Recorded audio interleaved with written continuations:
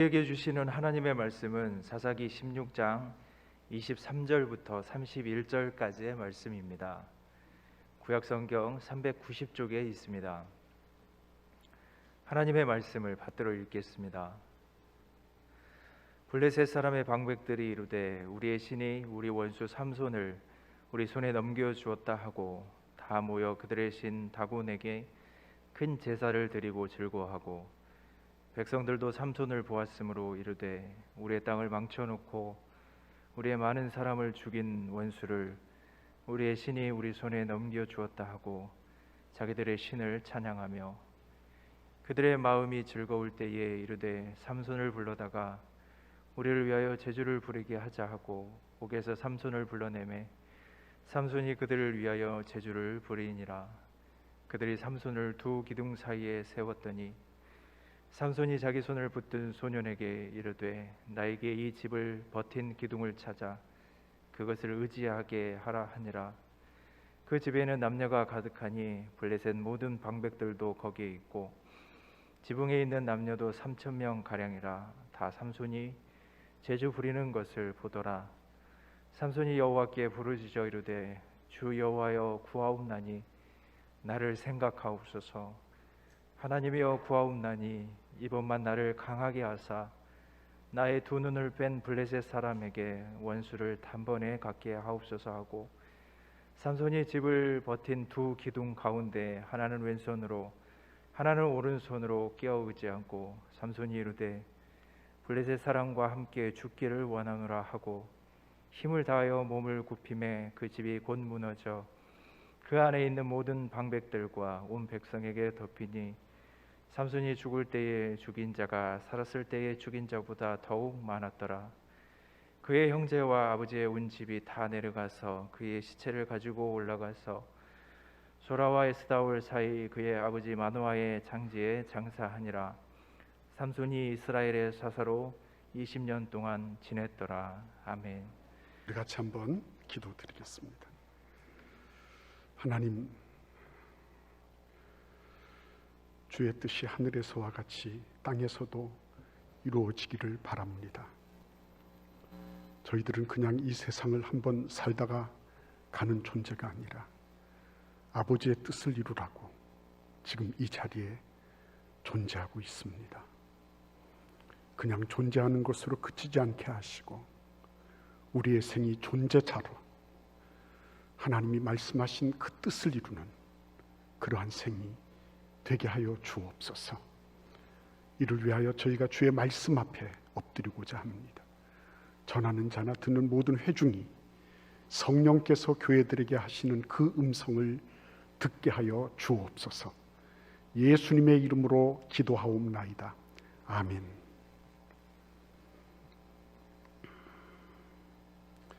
오늘 우리가 읽은 이 본문은 참 가슴 아픈 그런 비극적인 최후를 맞이한 한 사람의 얘기를 담고 있습니다. 사실 누구나 한번 와서 가는 것은 다 평등하기 때문에 이 사람의 죽음이 특이하다 이렇게 말은 할 수는 없어요. 그러나 이 사람이 지닌 여러 가지 위상들을 볼 때 이건 아닌데, 이렇게 가서는 안 되는 건데 하는 그런 아픈 마음을 금할 수가 없는 것입니다. 오늘 우리는 이 본문 말씀 속에서 세 가지 장면을 특별히 주목해서 살펴보고자 합니다. 첫째는 지금 이 사람은 서커스의 재주 넘는 곰처럼 블레셋 사람들 앞에서 재주를 피우고 있습니다. 이전에는 상상할 수 없는 일이었죠. 근데 그게 현실이었습니다.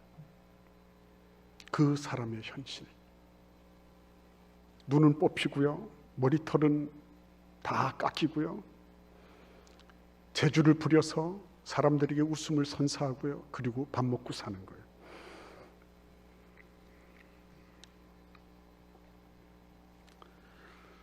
안타깝죠. 두 번째 우리가 봐야 될 장면이 있습니다.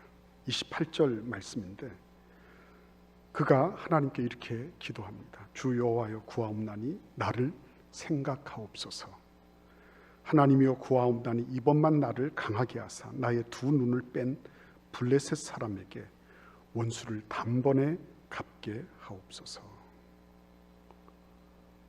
그는 지금 이 마지막 순간에야 기도하는 모습을 보이고 있습니다.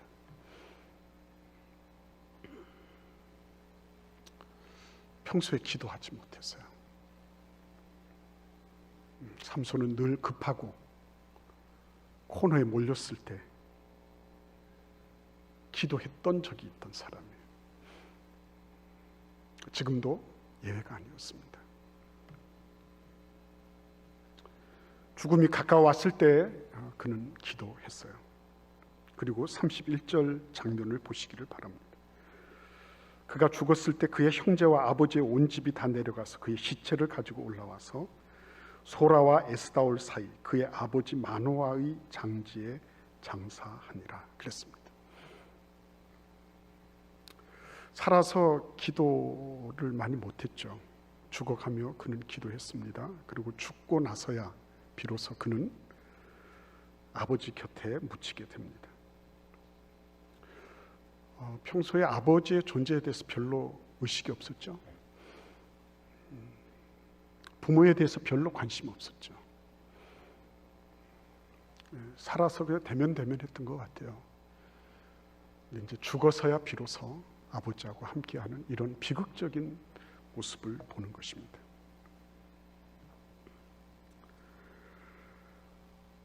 우리는 모두 지금 마지막 칼렌더 앞에 서 있어요. 그리고 이 마지막 칼렌더를 보면서 우리도 언젠가는 마지막이 올 것이라는 것을 짐작하고 있습니다.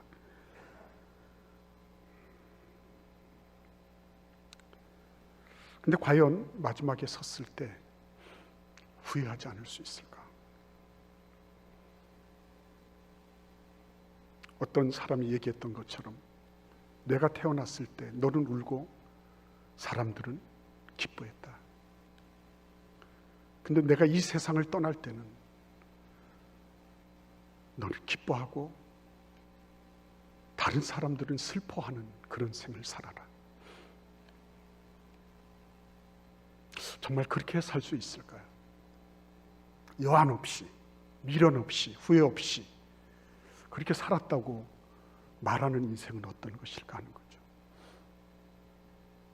삼손은 그런 의미에서 우리에게 반면교사입니다.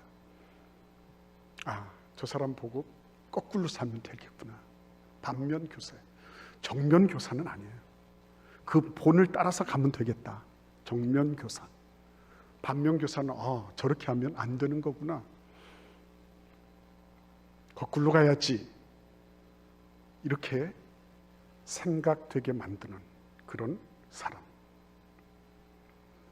한 10년 전쯤에 그런 책이 있었어요. 죽을 때 가장 후회하는 5가지. 그런 게 있었습니다. 호주에서 그 말기암 환자를 호스피스 병동에서 돌보는 간호사였는데 이분이 이렇게 사람이 죽기 전에는 한순간 이렇게 정신도 명료해지고 마치 회복된 듯한 느낌을 주는 그런 때가 있잖아요. 그때가 이제 유언도 하고 하나님이 마지막 주시는 기회죠. 유언도 하고 사람들 만나고 이러는 기회예요. 근데 그때 이 호스피스 병동의 간호사가 사람들이 어떤 말을 남기고 가는지를 예의주시했어요. 그런데 놀랍게도 몇 가지 카테고리, 몇 가지 범주로 사람들이 후회하면서 가더라는 거예요. 가령 예를 들면 남자들은 일을 좀 덜 했을 걸. 내가 왜 그 일에 코를 꿰어서 가족도 안 돌보고 주변도 안 돌보면서 이렇게 살았을까? 이렇게 허망하게 갈 거를 나는 왜 그렇게 일한다고 돈 번다고 그렇게 신경 쓰고 노력을 했을까? 그 남자들의 공통적인 후회스러움이래요. 그리고 일반적으로 사람들이 다 같이 얘기하는 것 가운데 들어가는 것이 나는 왜 다른 사람들을 의식하다가 내 삶을 진정성 있게 살지 못했나?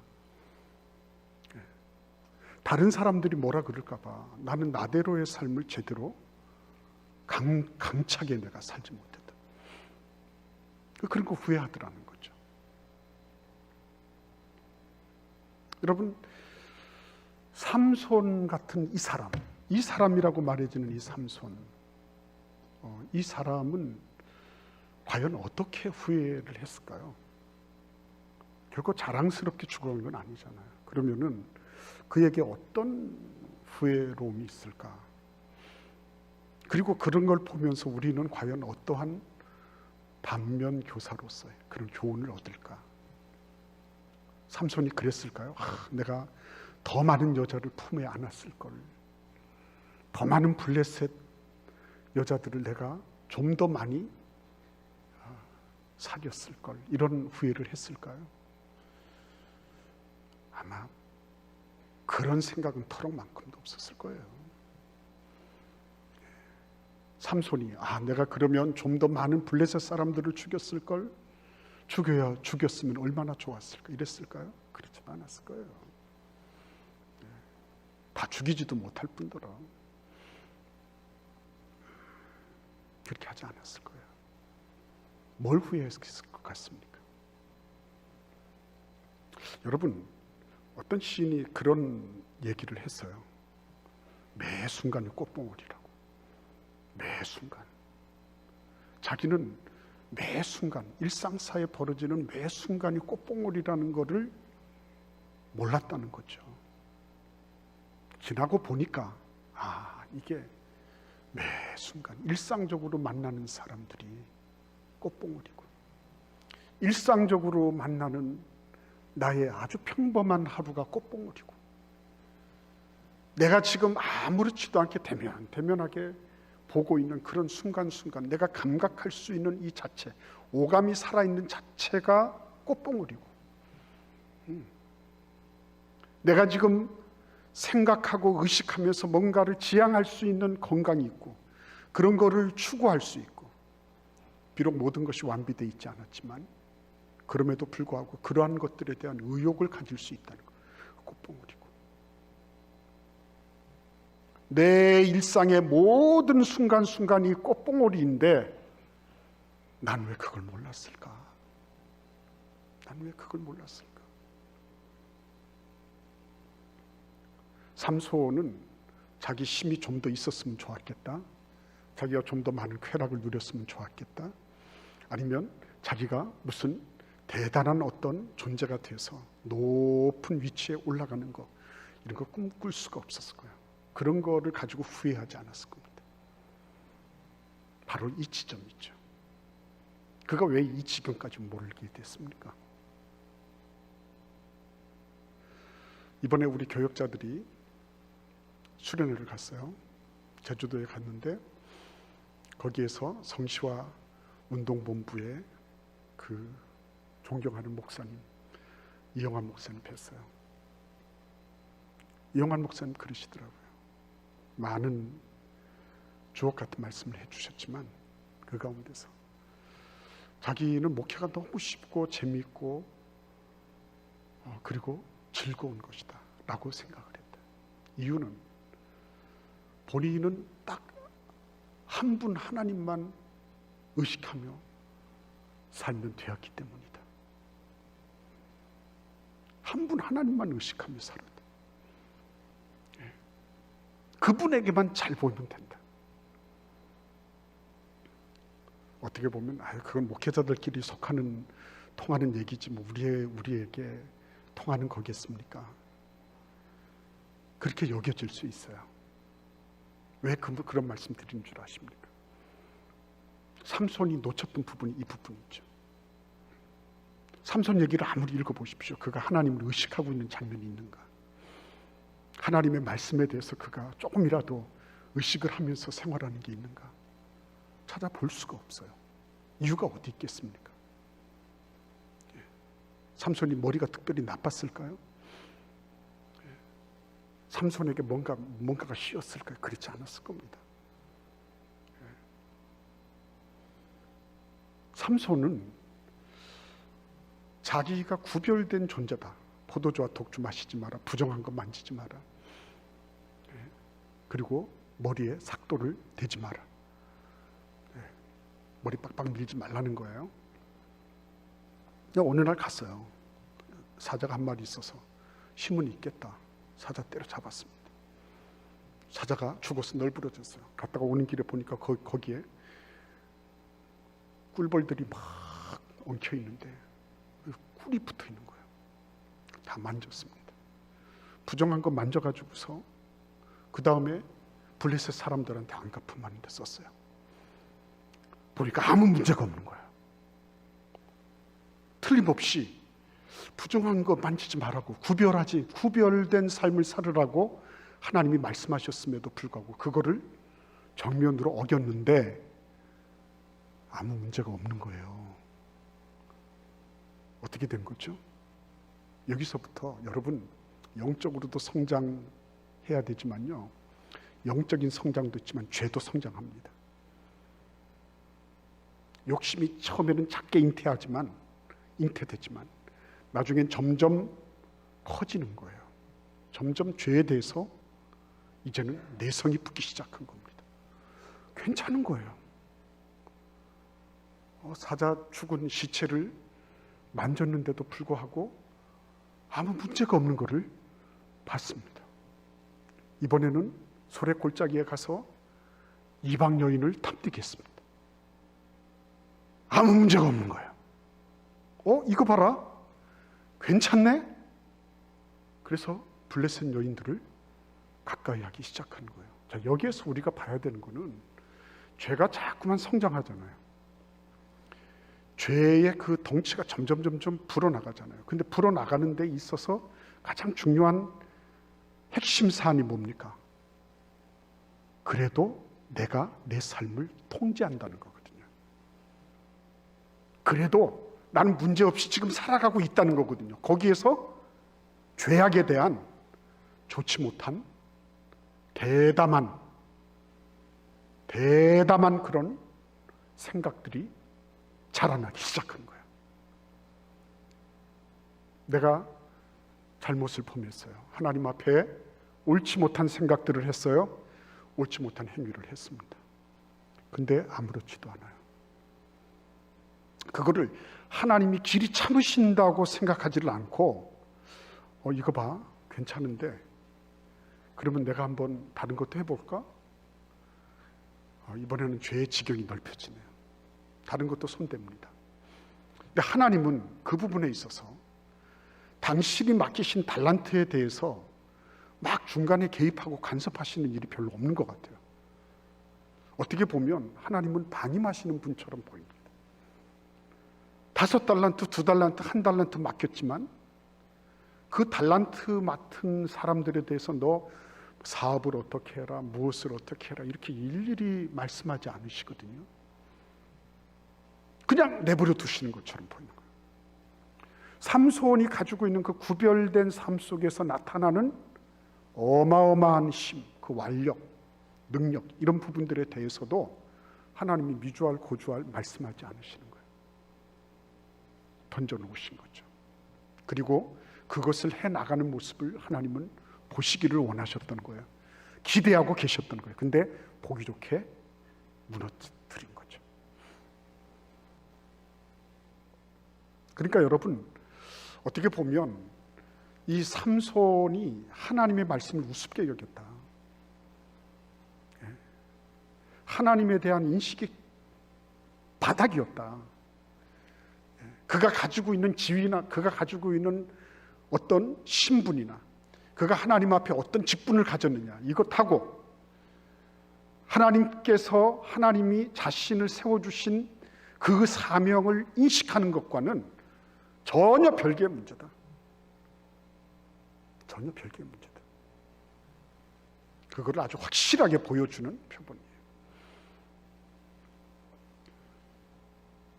그러니까 처음 할 때 그때 처음 그런 그 부정한 것을 만지고 그 여인들 품에 앉아 있으면서 주지육림이라 그러잖아요.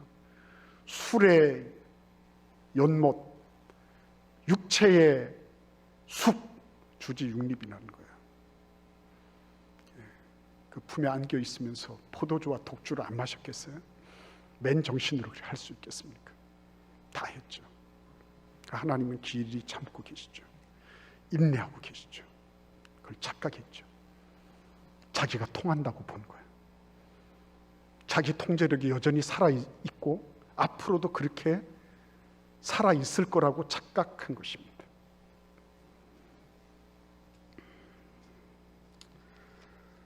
어떻게 하면 좋죠, 여러분? 누가복음 16장 31절에 이런 말씀하고 있어요.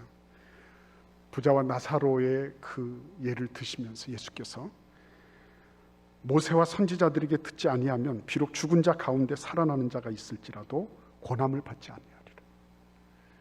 일상 속에서 하나님의 말씀을 계속 무시했어요. 모세와 선지자의 말씀들이 회당에서 선포되는 것들 무시했습니다. 부자가 그랬거든요. 자기가 직접 그 하나님의 말씀, 그동안에 귀에 못이 않도록 들었던 그 하나님의 말씀이 실제한다는 것을 깨달았을 때는 늦었죠. 다시 돌이킬 수가 없죠. 우리 인생도 그런 것 아니겠습니까? 돌이킬 수 없잖아요.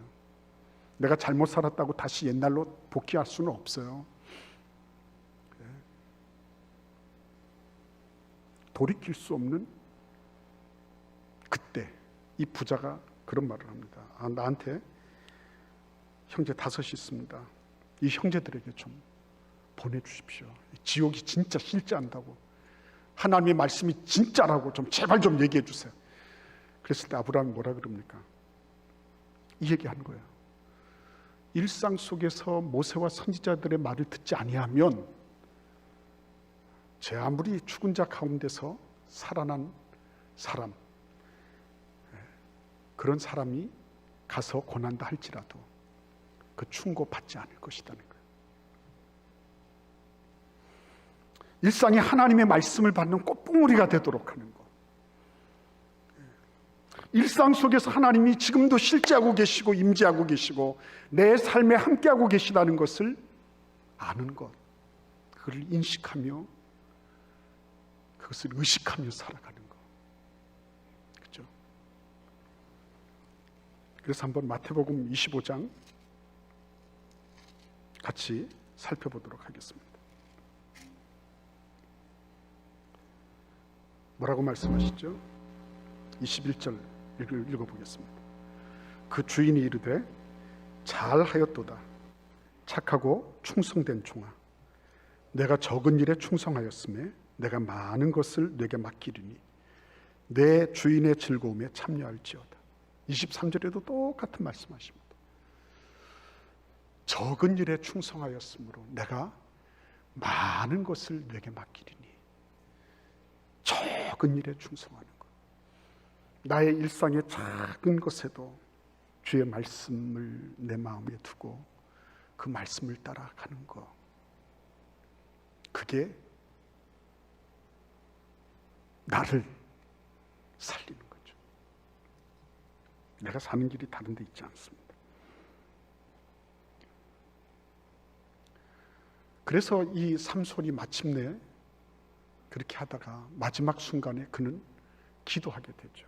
뭐라고 기도합니까? 하나님, 내 눈을 뽑아버린 이 블레셋 놈들을 내가 보복하게 해주십시오. 여러분, 이 안에 들어있는 얘기가 뭔지 아시겠죠? 삼손은 명색이 사사였어요. 적어도 그의 담론 속에는 나라와 민족이 담겨 있어야 되거든요. 그게 없어요. 철저하게 자기 중심적이었죠. 전부 다 내가 원수 갚고 내가 보복하고 내 눈 뽑아버린 저놈들을 내가 원수 갚게 해주십시오, 이 정도였죠. 그에게는 대의 명분이 없었습니다. 안타깝죠. 여러분 가운데서는 혹시나 대의 명분이 밥 먹여줍니까? 이렇게 말씀하시는 분이 계실지 몰라요. 밥 먹여줍니다. 밥만 먹여주는 게 아닙니다. 영원한 생도 주십니다. 밥을 먹으면 사는 데까지 살아요. 그러나 예수 그리스도를 따라서 진리를 먹어버리면 영혼을 살아. 이게 다른 겁니다. 우리가 왜 여기 나와서 시간 드리고 물질 드리고 내 정신을 드리고 몸 바쳐서 헌신합니까? 돈이 생깁니까? 인간적으로 봐서 뭐 그럴듯한 뭔가 명리가 있습니까? 누가 알아줍니까? 없잖아요. 근데 왜 그렇게 하십니까? 내가 예수 그리스도를 닮아가고 그분을 쫓아가는 것이야말로 내 생에 있어서 가장 보람있고 가치 있는 일이다. 내가 손해볼 수 있고 내가 예수 믿으면서 불이익을 당할 수 있고 때로는 핍박을 받을 수 있다. 그러나 이 좁은 길을 걸어간다는 이 엄청난 뿌듯한 대의 명분, 이게 내 호심경처럼 나를 다 바치고 있는 거죠. 내 가슴 속에서 그렇게 빛나고 있는 거죠. 갈라디아서 2장 20절에서 사도 바울이 내가 사는 것은 나를 사랑하사 나를 위하여 자기 몸을 버리신 하나님의 아들을 믿는 믿음 안에서 사는 것이다. 내가 살아가야 될 이유, 나의 존재 목적은 그분을 믿는 믿음 때문에 내가 사는 거다. 근데 그분이 어떤 분이에요? 나를 너무너무 사랑하셔서 자기 몸을 십자가에 던져서 그곳에서 완전히 깨져버리도록 그만큼 나를 사랑하신 그 예수 때문에 나는 그분의 길을 쫓아가는 거죠. 왜 우리가 헌금해서 미자립교회 개척교회를 돕고 선교사님들을 섬기고 저 캠퍼스에서 수고하는 젊은이들을 위해서 수고하는 그런 간사님들을 섬기고 신학교에서 다음 세대들을 위해서 수고하는 이들을 왜 뒷받침해야 되죠? 왜 주변의 구호기관이나 아니면은 빈민 그런 센터나 이런 데를 왜 도우려고 하죠? 남들이 알아줬습니까? 표창장을 받았어요? 훈장 받았어요? 받은 적도 없지만 기대하지도 않잖아요. 그게 우리가 교회로서 예수 그리스도를 믿는 하나님의 사람으로서 가야 될 길이기 때문에, 그게 예수님이 우리에게 보여주신 그 길이기 때문에 이 대의 명분 하나로 우리는 가는 거예요. 그분들이 알아주거나 안 알아주거나 관계가 없어요. 박수를 치거나 안 치거나 관계없어요. 우리는 그 대의 명분, 그래서 좁은 길을 걷는 거예요. 알아주지니 안 알아주든지. 알아주는 게 더 부담스럽잖아요. 정말 안타까운 건 나를 안 알아준다고 그런 분들이 왜 예수를 믿을까요? 예수님은 십자가에서 달려 죽으셨는데 나를 안 알아준다고, 자존심 상한다고 어떻게 그렇게 해서 십자가 예수를 닮아갈 수 있을까요? 내가 그리스도와 함께 십자가에 못 박혔다고 그리고 고백해도 시원찮은데. 그래서 여러분, 오늘 이 말씀에 보시면 그는 자기에게 함몰된 삶을 살았습니다. 자기가 위주였어요. 자기 중심이었습니다. 자기 쾌락, 자기의 힘. 그는 여자들의 마음을 얻기를 위해서는 노력했지만 하나님의 마음을 얻기 위해서는 노력하지 않았어요.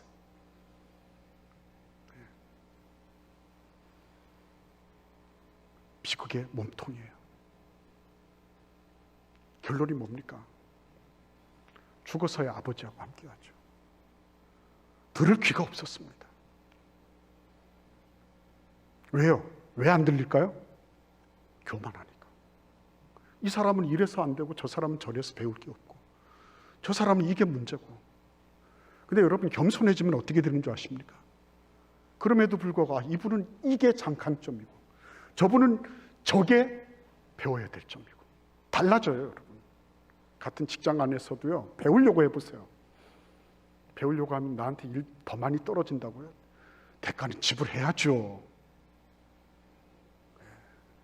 어떻게 해서든지 일 안 하려고 뺑돌거리고, 그러면서 딱 시간 되면 나 교회 가야 된다 그러고. 아니잖아요, 그게. 겸손하지 않으니까 들을 게 없고 배울 사람이 없고 주변에 아무도 없는 것입니다. 하나님과 깊이 동행하면 할수록 사람이 더 필요해지는 법이에요. 사람이 더 귀하게 보입니다. 사람에 대한 가치가 한없이 왜 나 같은 사람에게 저런 분들이 있을까 이렇게 생각해요. 한 사람 한 사람이 선물이죠. 교만해 보십시오. 내 옆에는 왜 저런 사람만 있을까? 남의 떡만 커 보이고 나한테 있는 떡은 어떤 것인지 분간을 못해요. 내 남편, 내 아내가 얼마나 소중한 존재인지 몰라요. 넌 이래서 안 되고, 넌 저래서 안 됐고, 넌 이게 문제고. 문제만 크게 확장돼서 보이지 가지고 있는 장점을 볼 수 있는 눈이 없어지는 거예요. 삼손은 그런 인물이었습니다. 힘 좀 있겠다, 그죠? 쾌락은 맛봤겠다. 부모가 보였겠습니까? 뭐가 보였겠습니까? 선상천하 유아 독존. 그거 그렇게 쓰지 말라고. 아니에요, 그 말이 맞아요. 나 혼자, 내가 유일한 존재지 뭐. 여러분, 그래서 결국 그는 마지막에 가서야 함께하는 것을 배우게 됩니다. 여러분 주변에 누가 함께하고 있는지를 잘 보세요. 나에게 진리의 길을 함께하는 사람이 있는지, 내 역성 들어주고 너 옳다 옳다 옳다. 그래서 부모의 책임도 없다고 말할 수 없어요. 마노아 부부의 그 부모의 책임. 아들이 블레셋에 가서 여자들하고 놀아날 때 멱살이라도 잡고 그렇게 해서 너 잘못됐다, 너 그렇게 살면 안 된다. 그런 게 없잖아요 지금. 그저 네가 옳다, 네가 옳다, 네가 잘한다. 뭐 네가 다 컸으니까 네가 알아서 다 결정하고 네가 다 판단하겠지. 천만의 말씀입니다. 잔소리처럼 들릴 수 있어요. 꼰대 소리처럼 들릴 수 있어요. 그러나 진리는 잔소리가 됐건 꼰대가 됐건 그 자체로 가치가 있는 거예요. 잘못된 것을 잘못됐다. 너 이놈, 너 하나님께서 내 머리에 삭도 되지 않고 부정한 것 만지지 말고 포도주 독주 마시지 말라 그러는데 너 왜 이렇게 술 냄새가 풀풀 나냐. 그래야죠. 삼손은 이래저래 함께할 수 없었던 사람, 함께하지 못했던 사람이에요. 천국에서는 독주가 없잖아요. 오늘도 엄마하고 딸이 같이 했잖아요. 천국에는 독창이 없어요. 솔로가 없어요. 전부 합창이에요. 우리의 삶에도 하나님께서 합창하라고 붙여주신 부부가 있고 자녀들이 있고 구역이 있고 교회가 있는 거예요. 삼손은 독창만 알았지 합창을 몰랐어요. 그게 결국은 그의 생에 있어서 가장 뼈아픈 후회를 남기고 우리에게는 반면교사가 되는 이런 비극적인 생의 주인공으로 기억되게 한 것입니다. 여러분과 저의 삶에 마지막이 됐을 때 천군 천사들이 온 하늘에 우리 주 예수께서 천국문에서 나를 받아주시고 천군 천사들이 화답하고 찬송하면서 나의 영혼이 주의 품에 안길 그때 하나님께서 나를 어떻게 보실까 염려하지 않고 기쁨으로 즐거움으로 그렇습니다. 하나님, 내가 적은 일에서부터 하나님을 의식하며 살겠습니다. 내 자기 본의로부터 우리 주 예수 그리스도의 대명분을 따라 진리를 따라 내가 한번 살아보겠습니다. 우리 하나님께서 나에게 주신 내 주변의 사람들, 일상에 만나는 이 꽃봉오리들을 내가 잘 꽃피우면서 살아가겠습니다. 후회 없는 삶. 그 사람은 후회했지만 난 그 사람을 통해서 배웠어요. 그렇게 살면 후회 없겠구나. 우리 주님께서 여러분과 저의 삶을 그렇게 위로하시고 그 길로 인도해 주시기를, 또 그 인도하심에 함께 따르는 그런 축복이 있기를 간절히 기원합니다. 아버지 하나님, 감사합니다.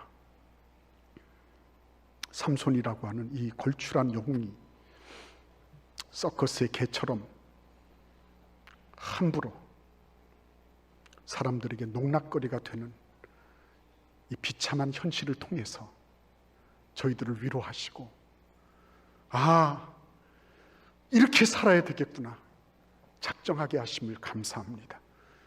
예수님 뒤따르며 그분의 주님 되심을 확증하며 주님 걸어가신 그 길 겸손히 걸음으로 후회 없는 삶, 미련 없는 생애, 정말 화창하고 밝은 그 천국을 향하여 여척없이 나가는 그런 멋진 생이 되도록 축복하여 주옵소서. 예수님의 이름으로 기도하옵나이다. 아멘.